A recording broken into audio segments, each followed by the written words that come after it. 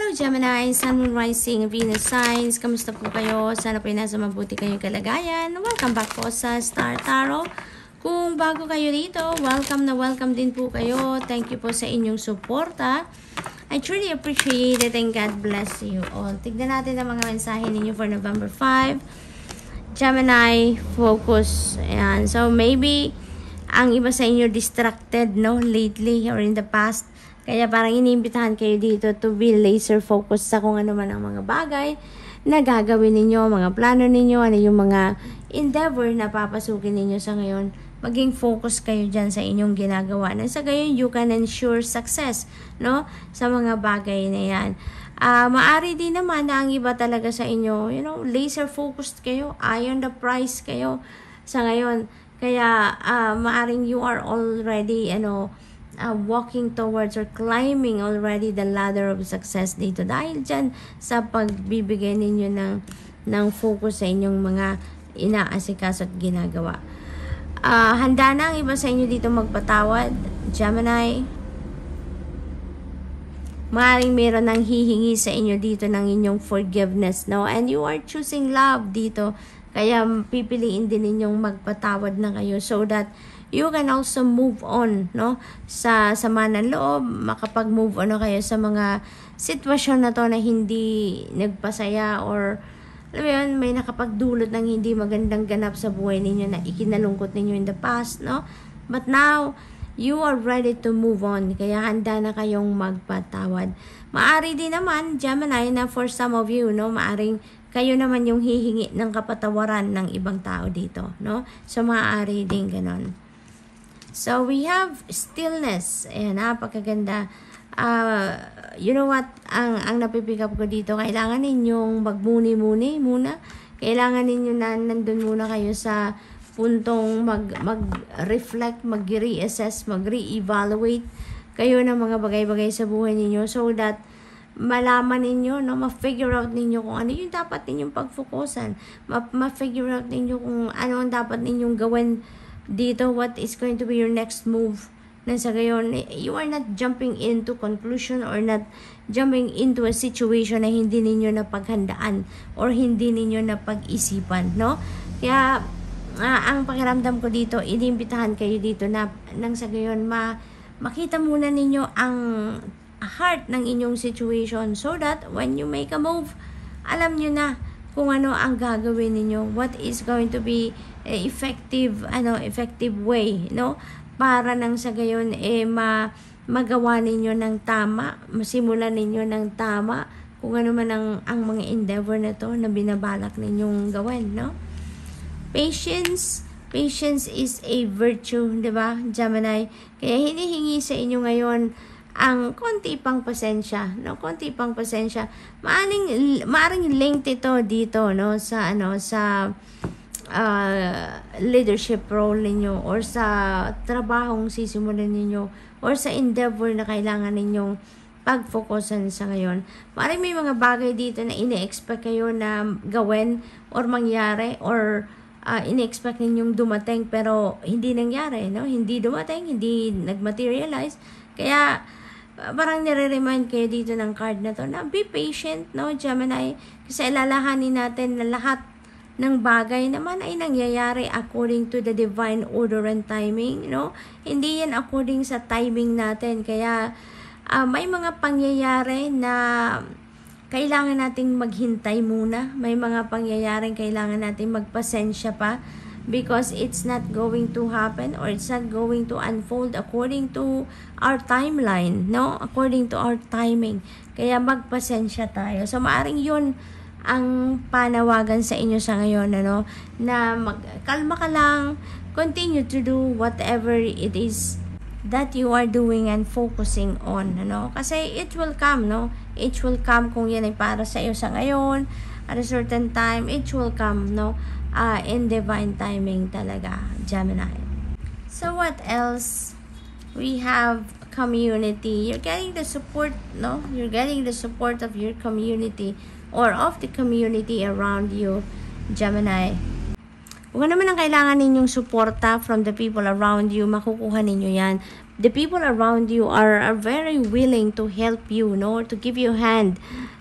Sa kahit ano man ang kailangan ninyo, kung ano man ang kailangan ninyo sa ngayon, sa mga pinagdadaanan ninyo sa buhay, you have helpful and supportive people around you. So, you're very lucky dito.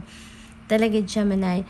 And also, you have the sense of family, you have the sense of belongingness dito sa community na kinabibilangan ninyo. Kaya, komportable dito ang pakiramdam ng iba sa inyo. So, that's really beautiful. So, Gemini, that's all I have for you for today. I hope nakatulong ang mga mensaheng ito in some way. Thank you for watching. Love and light. Namaste. Hello Libra, Sun, Moon, Rising, Venus signs. Kamusta po kayo? Sana po nasa mabuti kayong kalagayan. Welcome back po sa Star Tarot. At kung bago kayo dito, welcome din po kayo. Thank you po sa inyong support. I truly appreciate it and God bless you all. November 5 po na messages ninyo ito, Libra, stillness. Ayan. So, Libra, inimbitahan kayo dito to put yourself into stillness, no? Maaring kailangan ninyo kasi na magpahinga siguro. Maaring pagod na kayo sa ginagawa ninyo, sa daily routine ninyo, no? May kinakapaghuran kayo dito siguro, kaya kailangan ninyo na mag-step back muna ng kahit saglit lang na makapagpahinga kayo, makapag-rejuvenate, recuperate, and recharge kayo, no? Maaring gano'n ang sitwasyon dito. It could also be that iniimbitahan kayo dito to put yourself into stillness nang sa gayon, makapakinig kayo sa divine guidance, sa intuitive messages and nudges na pinapadala sa inyo ng Divine Universe, no? Maaaring may gabay dito na kailangan ninyong malaman, marinig, no? Nang sa gayon, matulungan kayo sa inyong sitwasyon sa ngayon. Maaaring ganun din ang sitwasyon dyan. Healing chaos, yan. So, definitely, maaring meron kayong divine guidance na kailangang marinig, no? Ma-pick up nang sa gayon, matulungan kayo dito na maayos kung ano man ang chaotic situation na to na pinagdadaanan ninyo, no? But this is really beautiful kasi merong healing energy, no, na parating sa inyo dito at maayos na ang inyong sitwasyon. Maayos na ang chaotic situation, troublesome situation na to na pinagdadaanan ng iba sa inyo dito, Libra. So, this is really beautiful kasi parang magagamot na, no? Maaayos nyo na to, malulusutan nyo na to, masusolve nyo na kung ano man ang difficult or chaotic situation na to. So, there's going to be some changes na mangyayari dito sa inyong sitwasyon. Your situation now is going to improve, you know, it's going to get better na ngayon, and finally, para makakalabas na kayo sa problemang ito na nangyayari or na-experience ninyo at this time. So, we have wonders, ayan, miraculous events, Libra, ang maaaring mag-unfold dito sa buhay ninyo. There are going to be, miracles, wondrous events na mangyayari dito, and maaaring siya ang kasagutan dito sa sitwasyon na to na magulo, no?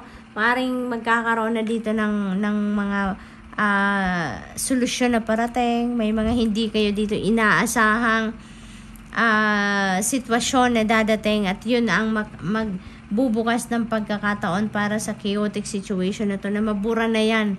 Kumbaga matabunan na siya, magamot na siya, no? Masolusyonan na, no? In short, yung kaguluhan na to sa buhay ninyo. So, that's really beautiful. So, what else? Gateway, ayan. So, no? New beginning energy. So, maaaring meron dito mga fresh start na gagawin ng iba sa inyo dito, Libra. Maari din na new opportunities and possibilities ito na napapasok, dadating sa buhay ninyo sa ngayon. Maari din naman na dahil magkakaroon na kayo ng healing dito sa troublesome situation na to. Maaring after that, there's going to be new opportunities and possibilities that are coming in para nang sa gayon makausad na kayo at makapagsimula kayo kumbaga ng bagong buhay sa kung ano man ang area ng buhay ninyo ito na chaotic na sitwasyon, So, magsisimula kayo dyan ng bagong buhay. You're going to embrace newness dito, no? So, what else? Abundance. Yay! Napakaganda, napakaganda. So, maaring siguro ang gulong ito, yung problemang iyan ay maaring related sa inyong kaperahan, no? Kasi meron tayong abundance. So, this could be financial abundance.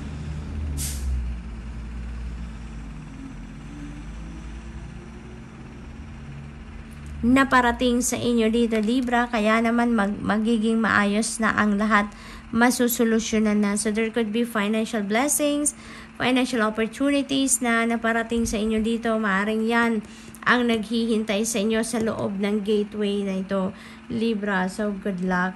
And that's all I have for you for today. I hope nakatulong ang mga mensaheng ito in some way. Thank you for watching. Love and light. Namaste. Hello Aquarius, Sun, Moon, Rising, Venus signs. Kamusta po kayo?